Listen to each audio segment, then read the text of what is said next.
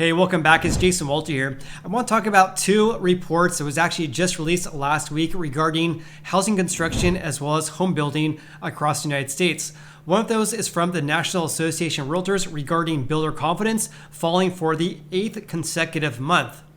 Also, I'm going to be talking about the latest trends from the US Census Bureau regarding housing starts, permits pulled, and also houses under construction, because there's also some very big changes regarding that as well, especially regarding single-family houses and multifamily construction. So with that said, let's go ahead and dive right into the video here. And if you're not subscribed yet, I invite you to do so. I post frequent housing market updates so you guys can be more informed.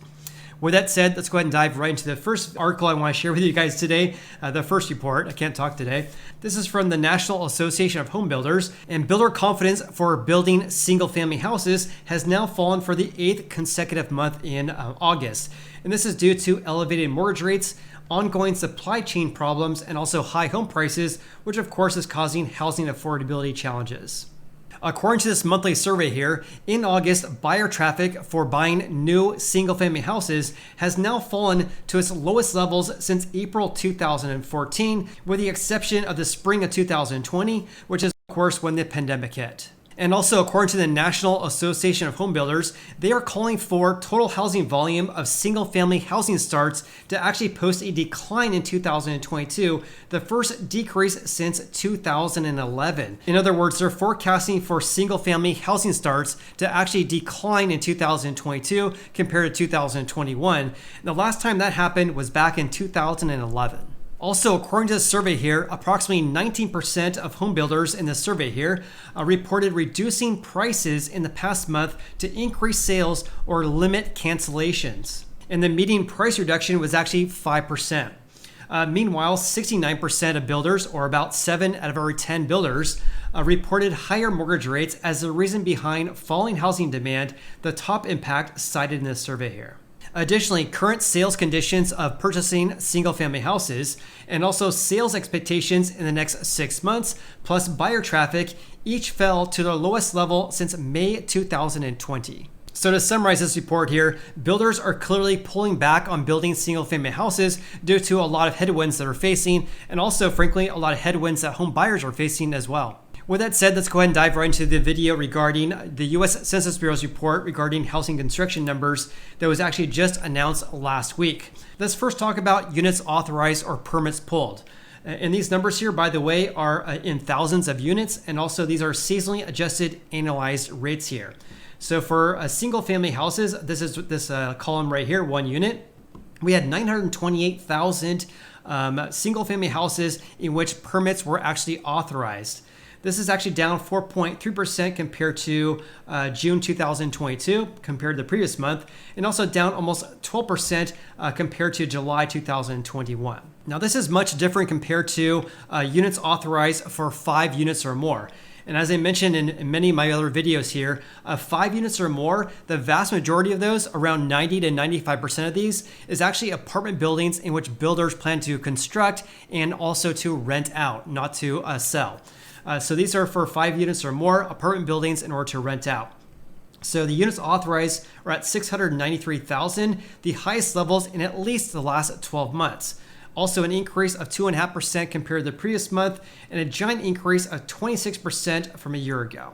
So in regards to permits being authorized, clearly builders are focusing on building 5 units or more, which are apartment buildings to rent out, versus building single-family houses. Let's have a look at more long-term trends regarding units authorized for single-family houses. Obviously, people who are buying houses right now, or home buyers buying houses, are looking to buy single-family houses much more so than 5 units or more, apartment buildings, for example, right? So let's have a look at single-family houses for units authorized on Uncle Fred's website here. Again, the source here is the US Census Bureau and also HUD. So right now, the current levels, again, the annualized rate right now for July is 928,000. This is actually the lowest levels since June 2020. However, though, I want to mention, though, that levels right now at, again, 928,000 is still far higher compared to pre-COVID levels, because back in, let's just say December 2019, let's just say July 2019, let's say July 2019. July 2019, it was only 857,000. Now we have 928,000. So the levels right now for units authorized for single family houses is the lowest level since June 2020, but still very much elevated compared to pre-COVID levels. Also, when looking at units authorized for 1 unit versus 5 units or more, the year-to-date numbers are very, very different. So for single-family houses, units authorized year-to-date are actually down about 6%. And for 5 units or more, units authorized year-to-date are actually up 18.4%. So clearly, based on the data regarding this, builders are more focused regarding building apartment buildings, for example, versus building single-family houses. But let's have a look at units authorized but not yet started. In other words, a builder has received authorization to construct a new single-family house or a multifamily property, but they're opting not to start construction. So let's have a look at single-family houses first. So for single family, it actually hasn't had very much changes compared to 1 month ago or compared to 1 year ago.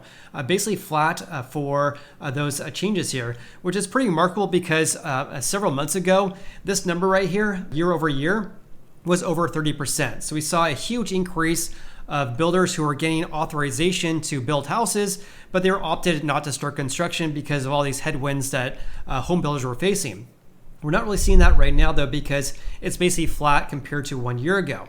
In stark contrast, though, look at 5 units or more. So at 147,000, this is actually the highest levels we've seen in at least the last 12 months. An increase by 8.9% compared to June of this year, and also a giant increase of 47% from 1 year ago. So it appears that builders are pulling permits for apartment buildings, but they're opting not to start construction in greater numbers. So with that said, let's talk about housing starts, because this is the main headline number that the mass media tends to focus on. So let me just give you my analysis regarding this. So here's units authorized. Again, these are in thousands of units, and these are also annualized rates as well. So for 1 unit, again, single family houses, we had 916,000 new single family housing starts, right? And this is actually the lowest levels, or the lowest levels since June 2020, and also a big decrease compared to 1 month ago, and also compared to 1 year ago as well. And interesting enough, we saw a double-digit decrease for 5 units or more as well, also declining by 10% from 1 month ago, but increasing by 17.4% from 1 year ago. So basically flip-flopped, right? So we saw an 18% decrease for housing starts for single-family houses, but a 17% increase for 5 units or more compared to 1 year ago. So it appears more recently that builders are really pulling back on constructing basically all houses right now, or all residential construction right now, because housing starts decreased both by 10% for single family and also for 5 units or more. When you step back and look at the big picture for the entire year, though, it's a lot different of a picture, though.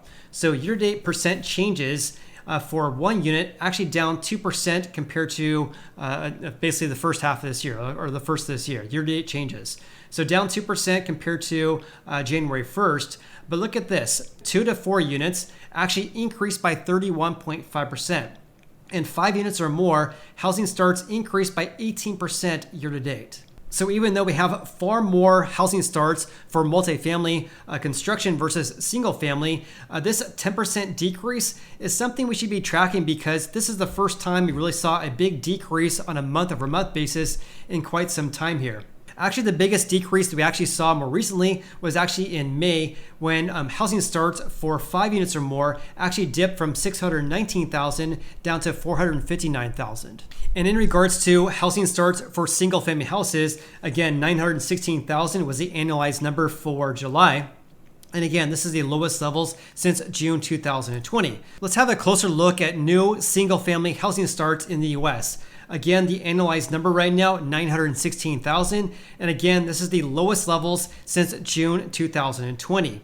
So again, 916,000, the lowest levels we had since June 2020, when we had 900,000 single family housing starts. Also, the current levels at 916,000 right now has been decreasing ever since March of this year. So for 1, 2, 3, 4, 5 consecutive months, we have a decrease of housing starts for single family houses. And then going back to this report from the Census Bureau, it really varied quite a bit compared to the region. So the Census Bureau breaks it down by the Northeast, the Midwest, the South, and the West. And again, I'm really focused on single family houses because that's what home buyers buy, right? But look at the differences here, because if anyone lives in the Northeast and has some insight regarding what's going on here, this is kind of remarkable here because, again, on a national level, single family housing starts decreased 18.5%. But look at the Northeast, increasing by 79.1%, which is pretty unusual. Also in the Midwest, decreasing by 28%. In the South, decreasing by 24%. The West, decreasing by 15%. Okay, changing gears slightly, let's talk about units under construction. In other words, houses that are being constructed right now. Let's look at single family houses though. So right now we have 816,000 single family houses under construction as of the end of July. This is a 17.4% increase from 1 year ago, but basically flat from 1 month ago. And compare that to 5 units or more, we had 846 units under construction, the highest levels since at least the last 12 months, and a giant increase of almost 25% from July 2021. In regards to single family houses under construction, again, 816,000. Let's look at Uncle Fred's website right here. So again, 816,000 as of July. If you actually exclude the past few months, which would be April, May, and June. If you exclude those months, we are at the highest levels for units under construction since November of 2006, when we had 822,000 units under construction. So one thing I want to note regarding this is that one could say, oh my gosh, 816,000 houses under construction right now. Once those are completed, it's going to destroy our housing market. It's going to cause this housing market crash. But the vast majority of these houses here are already under contract with a home buyer. And to be honest with you guys, I really don't know the answer to that, because I don't know how many of these 816,000 houses that are under construction are under contract with a home buyer. This is because the US Census Bureau records a new home sale as when a home builder accepts an offer from a home buyer. They actually don't track cancellations though, and so it's really hard to gauge how many of these houses are actually under contract with a home buyer. But I would guess, or I would venture to guess that the vast majority of these are already under contract with a home buyer as of months ago, because every market's different though, right? But in many markets, like in Sacramento, for example, you can place an offer and also get a sales agreement signed on a dirt lot in which the home is not going to be built for 6 to 12 months from now. And so you sign a sales agreement, and then 12 months from now, you move into your house. And meanwhile, the house is under construction for 12 months. So there's that. Also, there's delays in construction right now. So because it's taking so long to build houses right now, I have a buyer right now in the greater Sacramento area. They're buying a brand new house. It was scheduled to complete at the early part of this year, and it actually has not even been completed yet. Been months behind on construction. So one reason why we're seeing elevated construction numbers right now is due to all these delays in getting materials and also delays in construction in general from home builders. In any case, please comment below with your biggest takeaways from today's video. Also, if you guys got any value out of today's video whatsoever, then please hit the like button. I greatly appreciate that. Hope you guys have an awesome day, and look forward to seeing you on the next video.